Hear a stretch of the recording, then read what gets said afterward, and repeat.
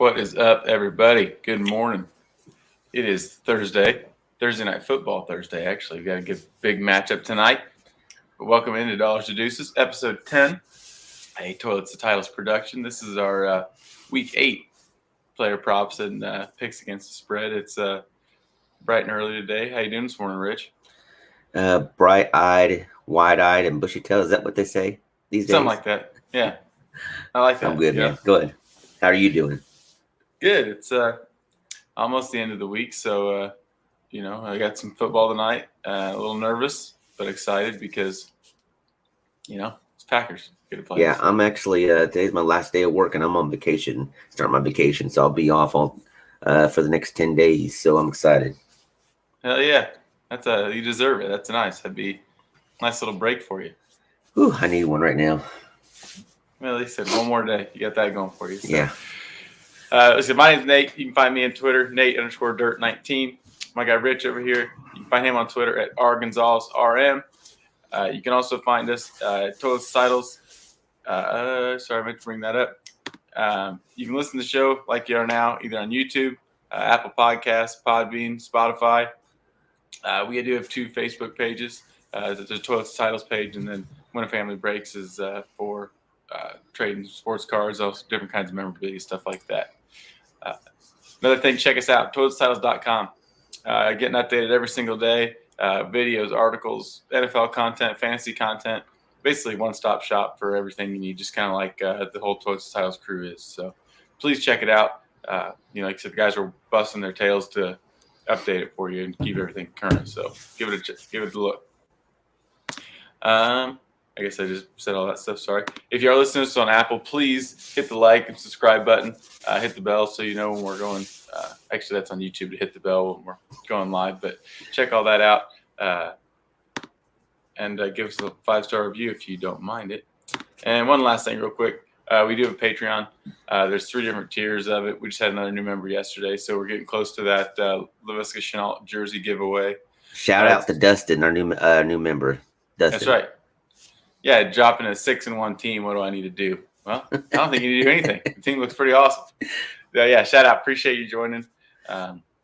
Jake said $3 get you access to the group chat. I know he was already asking about trades yesterday, right from the get-go. That's all it takes. And there was probably 4 or 5 of us giving insight to what we thought. So it's a pretty cheap way to get some good info. So good dialogue. Oh, yeah. I guess if you're watching on YouTube, on the ticker scrolling across the bottom is all the guys of the team. Check them all out. Get everybody to follow. Like I said, they're all very interactive on Twitter. Like I said, just hit them up.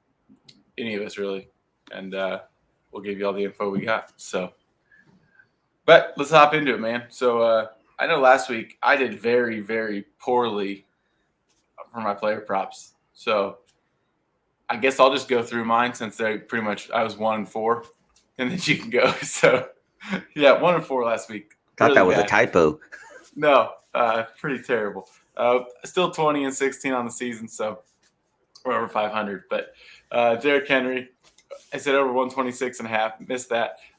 Somehow the Chiefs defense held him to 86 yards.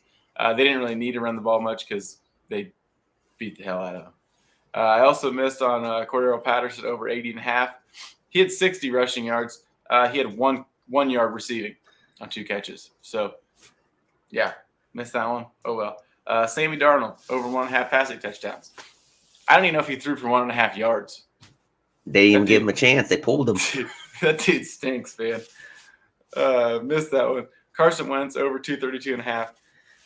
I guess I should have looked at the weather. I didn't know it was going to be a monsoon. So somehow he threw for 150 yards, and they won. So that was cool, but not even close. I did hit Jonathan Taylor. My one of the week was Jonathan Taylor over 63.5, had 107 yards. So thanks, JT, for bailing me out. So for not going over. Yeah, not going over. I don't know. I probably had to take the week off or something. Yeah, there were some good games, man. But really, to be honest with you, we didn't know any. We do this. Usually, we do this on Wednesday night, and I didn't even hear about that storm coming, or I don't know what they call it, like a speed. I don't know what it was, but didn't even hear about it till like an hour before the game, and they said it was going to affect the whole East Coast and everything. So, yeah, I mean, can't do anything much about that and everything. Knowing that, normally you would change your aspect on how the game is played, especially the passing overall. So yeah. So last week on mine, I went 3 for 3, but even though you went 1 to 4, you're sitting at the season 20 and 16. I went 3 for 3. I'm sitting at the season 17 and 21. So not looking too good for me on player props, but we're going to turn this bad boy around this week and everything. You know what? There we go. I got offset there for a minute. My result was Denver Browns over and under 40.5. I took the under, which actually hit between the two. They only had 31 total games. Knew that was going to be a low scoring affair and everything. So good luck. I had a good pick there and everything. My next one was a Tannehill passing over and under 249.5. I hit as he passed for 270 yards. Man, freaking damn Titans freaking killed the Chiefs, didn't they, man? They did. Really exposed them. Finally. AJ Brown, we know that he is a force, but he just, I don't know. Derrick Henry's just been carrying the team, so it's been kind of hit or miss. And Derrick Henry threw a touchdown, was pretty awesome. But I think AJ Brown finally was like, "Hey, give me the damn ball." So I was happy to see that. Yeah, a lot of shares of AJ Brown on my fantasy teams. Yeah, and we had this conversation like 2 weeks ago. I was so frustrated with AJ Brown. I trade him straight up for Keenan Allen and everything, and freaking goes off the next 2 weeks that I freaking don't have him. Yeah, that's all right. Keenan Allen's going off this weekend. Nah, I hope so, man, because I need that trade to make sense. Exactly. My other one was Derrick Henry, combined total yards of 148. He missed as he only combined for 102 yards. As bad as they blew him out and everything, you would have thought he would have had some more rushing yards towards the end of the game. But it is what it is and stuff like that. AJ Brown was the beast in that game. So yeah. Jared Goff over and under passing 256.5 yards. I took the under. I missed on that because he actually passed for 268 yards. Freaking really showed up in that game, I don't know. The Rams should have lost. I mean, it's not very often that you don't recover an onside kick, the fake punt, like all those plays that they're getting beat against. Like McVay's over there, like pulled his hair out. What the hell's going on? That game was hilarious. I mean, it was fun to see. I didn't take the Rams or the Lions and against the spread, thank God. And yeah, that was a wild game. Yeah, man, the freaking Lions, even though they haven't won a game, I mean, all their games have been pretty close. I mean, they've been in a lot of these games showing that they're right there, just not there quite yet. What that reminds me of a little bit is, you watch, it's almost like in early season NCAA when a smaller like FBS school plays one of the big dogs, and the first half is very close. It might be 21-14 or something like that, and you're like, oh man, this little school's hanging tough, and then the second half they get blown out by 30 points. It's like they just can't. They have the talent, but then like they get worn out or something happens, and it's just like, or the coaching changes. I don't know what it is, but all of a sudden it's like, well, almost got him. Maybe next time. I was listening to Joe's show last night. As I was driving home. And he was calling the Detroit Dan Campbells. No longer the Detroit Lions. It's the Detroit Dan Campbells. Dude, I'm all in on that. I love Dan Campbell. I love that guy. My next one was Jonathan Taylor over and under rushing 63.5. As I hit, as he rushed for 170 yards. Good thing that came from that game. And then, I went on a limb and thought Ayuk was going to show something. But who would have known about the damn weather storm that monsoon coming through? Is I took the receiving on him for over and under was 31.5, but he missed because he only had one reception for 6 yards. Debo was, as far as the 49ers side, Debo was the man that was pretty much catching everything in that game. Shout out to my buddy Abe. He texted me the day after the game and said the Packers need to trade for Ayuk because clearly Shanahan doesn't know what to do with him. And I'm all in on that because we need a receiver anyways. And obviously tonight we definitely need somebody, but a little late for that. But I'd love to see Brandon Ayuk in the Packers jersey. Well, I said it at the beginning of the year. Look, Ayuk looked good last year when he had the opportunity, because the reason why he had the opportunity because Debo and Kittle were both out. Excuse me. I thought I put a board bet up with somebody on our bathroom board bet where Debo was going to be the number receiver there over Ayuk. And I want to say it was Matt. We were discussing that, but I don't think we ever got on the board. But obviously, Debo is proving the fact that he is their number one. So, well, I think Debo commands the ball even when Kittle's on the field. I mean, he is a force, man, and he is very good with the ball. Before the catch, even he looks good, but then after when he gets the ball, he's a monster, man. yeah. So, like I said, those are my results. I went 3-3. Let's go ahead and jump into this week's player props. As I will go ahead and start out, Aaron Rodgers. I'm going to even take it one step further. I am going to pick my over and unders, and I am going to kind of give a little stats on what I think they're going to do with that this week. So Aaron Rodgers over 1.5 passing yards. I obviously think he's going to have 2 TDs. He ain't going to have no receivers because Adams out, and what is it? Scantlin's out too. Lazard. MVS is supposed to play tonight. Okay, good. But even with him not having his 2 options, I still think he pulls out at least 2 touchdowns. They might be both to the running backs and everything, but maybe Tanyan is going to have a great game tonight. And Mercedes Lewis, it's my guy. There you go. There you go. Big dog. I know you guys were talking about that the other day on the Tuesday night show. So, yep. Yeah, I think he's going to go for at least 2 TDs. I think this is going to be a big game for the running backs, but I do think he pulls out 2 passing touchdowns. I'm going to Sam Darnold this week after the horrible game he had last week. I think he comes out and freaking shows that he is a little bit better than what he did last week. Over under passing yards for him is 242.5. I'm taking it over as he barely squeaks by and gets 260 yards. I thought about taking Sam Darnold's under on yards, pretty much everything except interceptions, because I figure they're going to bench him when he does something bad. I think that was a good idea, but then I was like, yeah, that's not really going to happen. Nah, I think they have to go back. They have to put him back on the field and stuff like that. I mean, I don't think they can afford. They can't bench him for PJ Walker because they got his 5th-year option. I mean, he's paid. He's playing next year. I mean, I guess they could bench him and pay him a lot of money, but I think you're right. I don't think they can bench him. And PJ Walker's not good enough. I don't know. Have we heard if McCaffrey's going to come back this week? I haven't, and I hope he doesn't. I mean, I don't have him anywhere, so I just say that because I got some cheap That's bad. That's bad. I need him to be back, and I need him to come back to help Sam Darnold out to get this 260 yards. Yeah. My next one is Kyle Pitts over and under 62.5. I'm taking him over as I feel like it's going to be like a 75-yard game and everything. He had a huge game last week. I think it was like 9 receptions for 166 yards. He has arrived. Yes, there you go. He has arrived. He's here.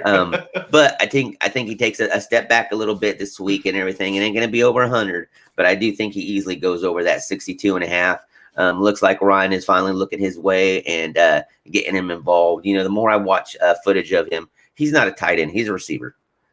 You got to get him out in open field and everything and just let him show what he could do and everything. So, yes, 75 yards as I'm taking over on that.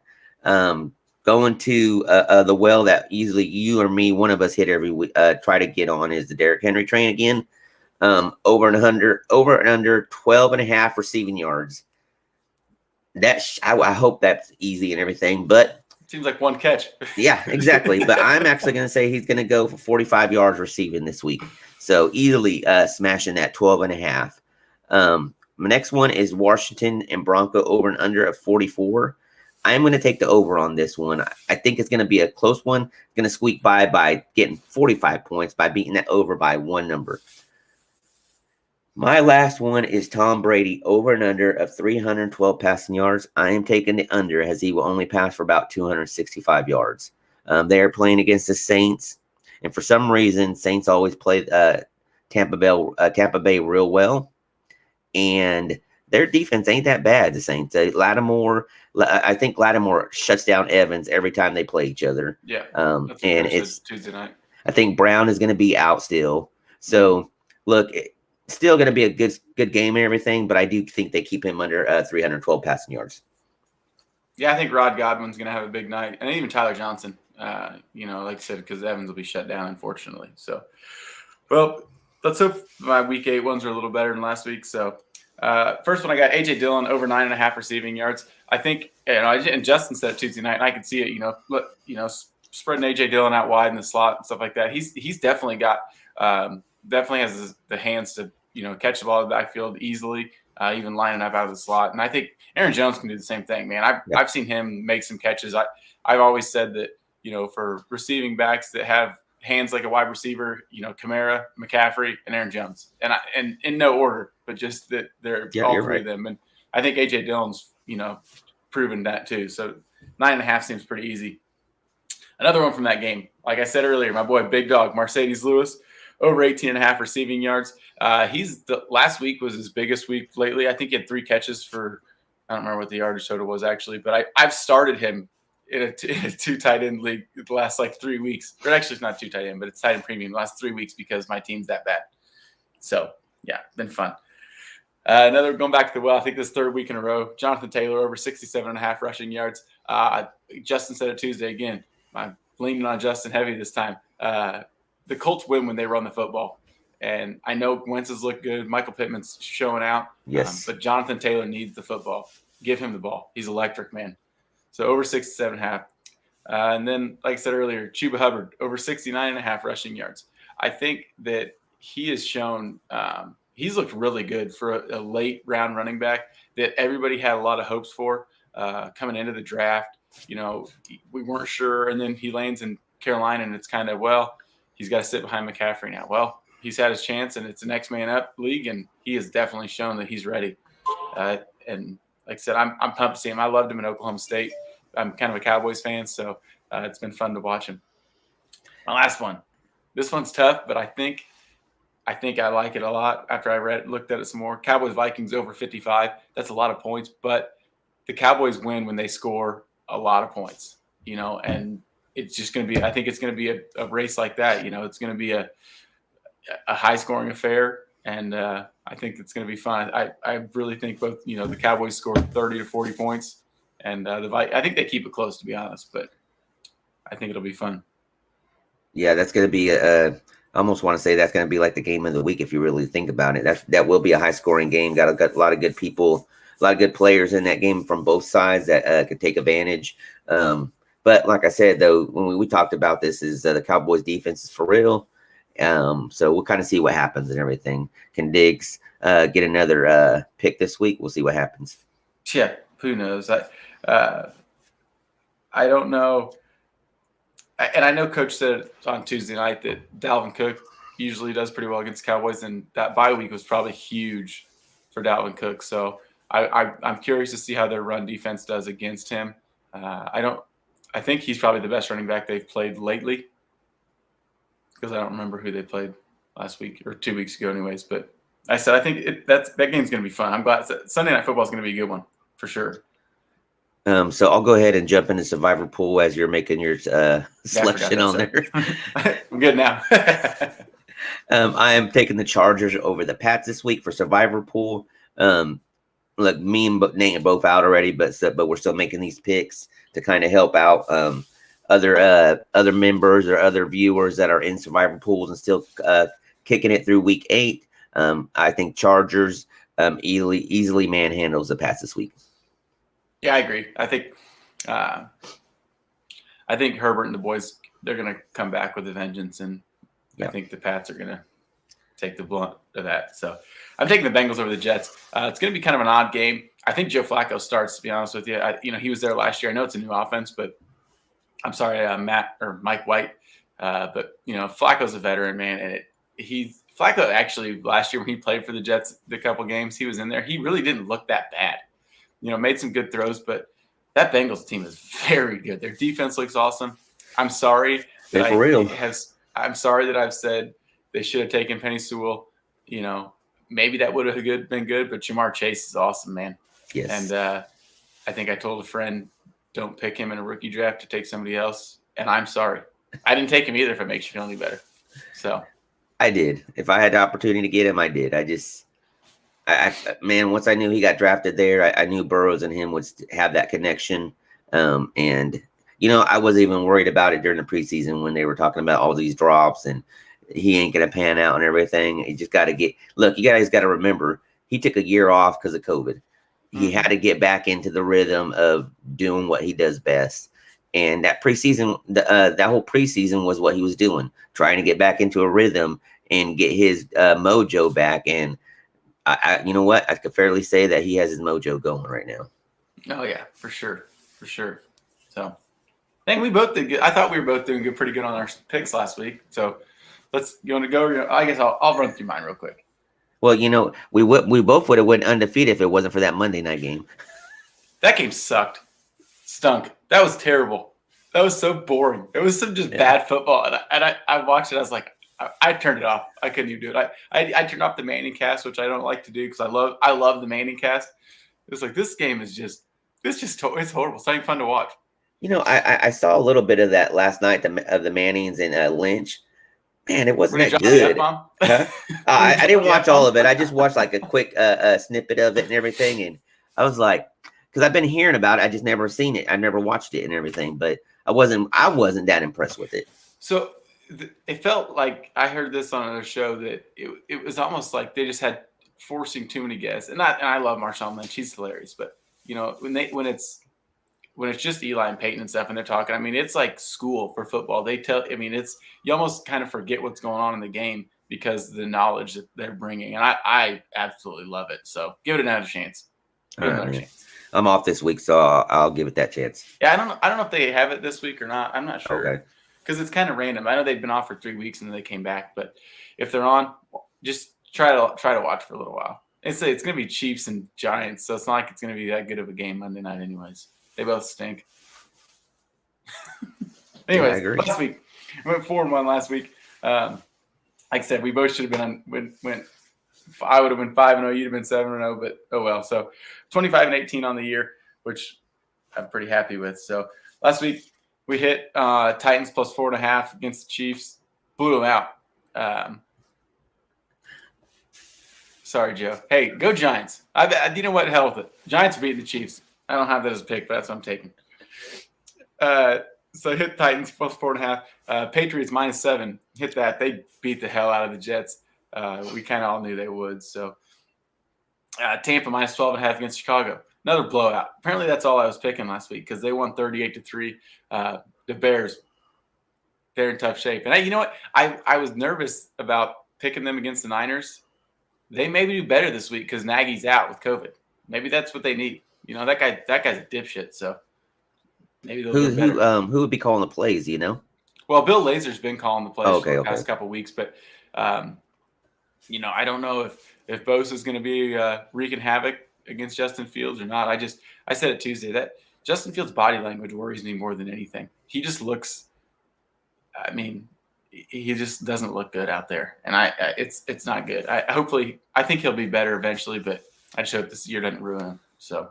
Morning, Joe. Yeah, Joe, appreciate you tuning in. Nice and bright and early. Also, Colts +4 at the Niners. Hit 30. They beat them 30-18. So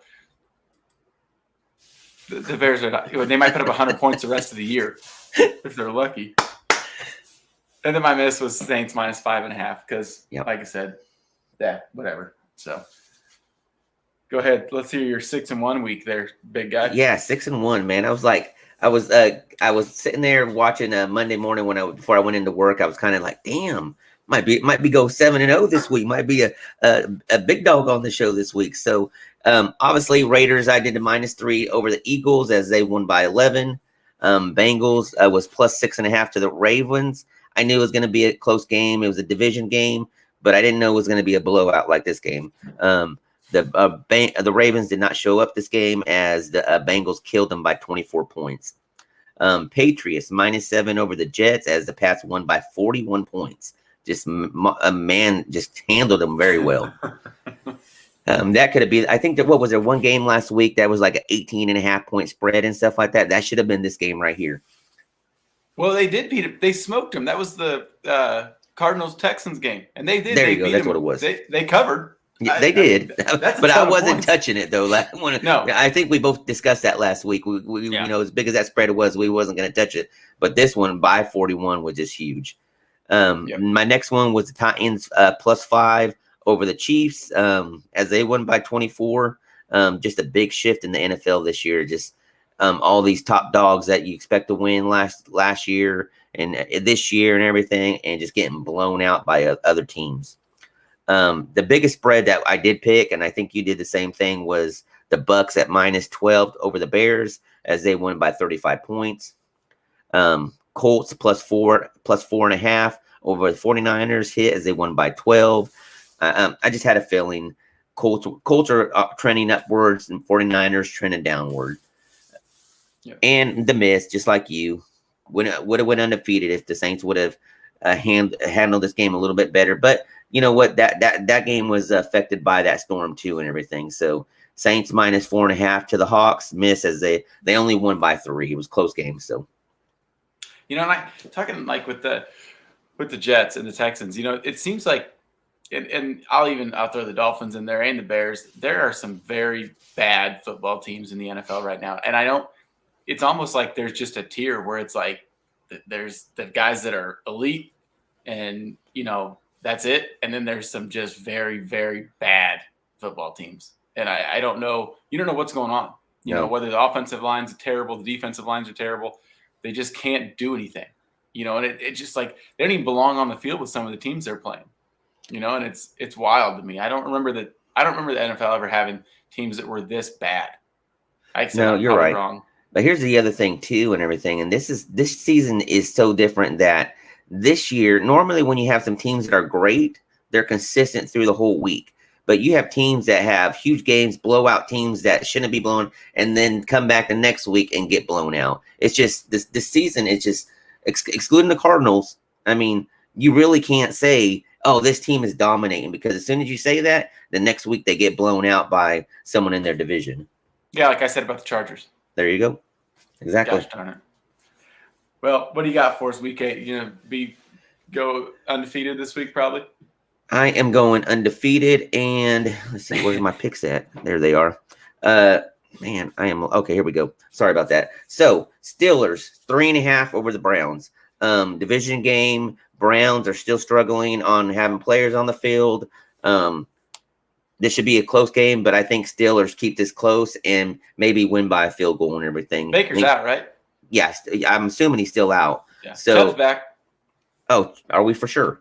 Well, I thought it was. I know he's questionable now, so I thought for sure Chubb was back. But you know what? I know you love Chubb, but I hope they keep him set one more week because I'm playing against him, and for some reason I see him on benches, so I don't want him being active and getting into the active lineup. Well, I have him on like 95% of my fantasy team, so I could really use him back. Well, I feel like I'm playing him in about 95% of my leagues this week. My other one is Detroit +3.5 over the Eagles. Hey, you know what? Detroit, this is their week they get their first win. I'm just calling it. Maybe Jalen Hurts bench and freaking what's his name from Jaguars? Oh, Gardner Minshew. Minshew time, man. I think Minshew time might happen this week. So I think I'd rather have Hurts out there than Minshew. Minshew could actually probably keep him closer in the game. No, I agree and everything, but like I said, I think Detroit, after the games they've had and everything, I think this is going to be one that Detroit gets their first win. I think Joe was kind of talking about this last night on his show as I was driving and listening. So my next one is 49ers -3.5 over the Bears. I think they bounced back after the game they had last week. But just Bears are struggling and everything. I was watching a conference with Fields yesterday, and he was saying on there that, yeah, look, I know I'm a rookie, and everybody's kind of giving me that pass and everything, but I expect to be better than this. And I should be out there showing this team that reason why they drafted me, and everybody's giving me that pass, but nobody should be giving me that pass, which I love hearing him say that and everything on, when he was talking about this. He knows what he could do and everything, but it's a bad year for the Bears, man. I mean, we've discussed this over and over. You need to get rid of the coach and just to get some calls, play calls for Fields that make sense for him, He should get some passes to Allen Robinson. Does he forget that guy's there? God, Please throw him the ball. I mean, he's almost droppable right now, and that's hard to say about Allen Robinson. You don't even want to do anything with him. You just don't know what to expect. I was going to take the under on his yards this week. It's like 40 or something like that. I don't even know if he gets 20. Could be the case, man. Bengals, big spread right here, minus 10.5 over the Jets. You've discussed this. No Wilson and everything. So man, it just they had some games where they look good, but man, this is going to be a long season. They might get the number 1 pick overall next year again. What do? They go, they got it. I'm assuming it. I haven't really been keeping up with college this year as far as any good defensive prospects. They'll probably go defense number 1 overall. So I mean, look, they drafted all offense last year, so they just got to give it time for them to gel. Yep. My next one, Chargers -5 over the Pats. I picked them in the survivor pool, so I have to pick them with the spread. I think they easily handle the Pats and everything. Chargers coming off of a bye week, had a good time to plan for this game. Cowboys -2.5 over the Vikes. In my show notes, I put bikes, but it is Vikes. Yeah. -2.5. Heck, they're undefeated on the spread, right? That's an easy spread to cover. Yep. They'll probably just win by a field goal and still cover it for me, but that's all I need. I saw that 2.5. I said you got to take that. Next one, Washington +3 over the Broncos. Look, both teams are kind of mediocre, looking not too good and everything, but they're both to each other's caliber. This will be a close game. It's going to come down real close to a game, but easily I think Washington will cover that +3. I agree. I like it. So what do I got? Bills -13.5 over the Dolphins. Dolphins really bad. It's at home for the Bills. They need to show that they're the best in the AFC or one of the best. They smoked the Dolphins when they went to Miami. I think it'll be the same up north. So Lions +3.5, like we both said, we like it a lot. I think that the Lions, I think they, they'll keep it close. If not, they could win. So maybe a good money line bet too. Tampa -5 at the Saints. Like this, I think Tom's just out there showing everybody that he's the best there is, and I think they easily cover that one. Cowboys -1.5 at the Vikings. Like I said, they're going to be 7-0 after this week. They're too good. I don't think the Vikings can keep up scoring wise with them. So my last one, Chargers -6, the Patriots. I think that like you said, they're ready after the bye, and I think they'll come in hot. So that's all I got. Just so everybody knows, I know we kind of some of these games we kind of pick, but the coverages are a little bit off from what mine are to his. I do pick mine through DraftKings, as I think Nate goes through FanDuel, correct? Yeah, for the spreads I've been getting on FanDuel, some of the player props are harder to find, so they just kind of, and they all move. I mean, if it's last night, I haven't heard he wasn't playing. I have not heard yet either. So, but well, that's all I got. Like I said, if you got any questions, hit us up on Twitter. DMs are always open. Like I said, let's make it a good week. What do you got, Rich? Once again, shout out to our new Patreon member, Dustin. Good dialogue yesterday. Keep it coming. For everybody else, come join us. I mean, we're going to give our feedback and look, just try to help out as best as we can to everybody that comes by and watches and joins the Patreon, man. Come join us. Make sure you show up tomorrow, or man, make sure you show up tonight for Dash DFS with Coach Sheps and Dirty Mike. That's right. Hell yeah. Have a good week. I messed up there a little bit, man. Sorry about that.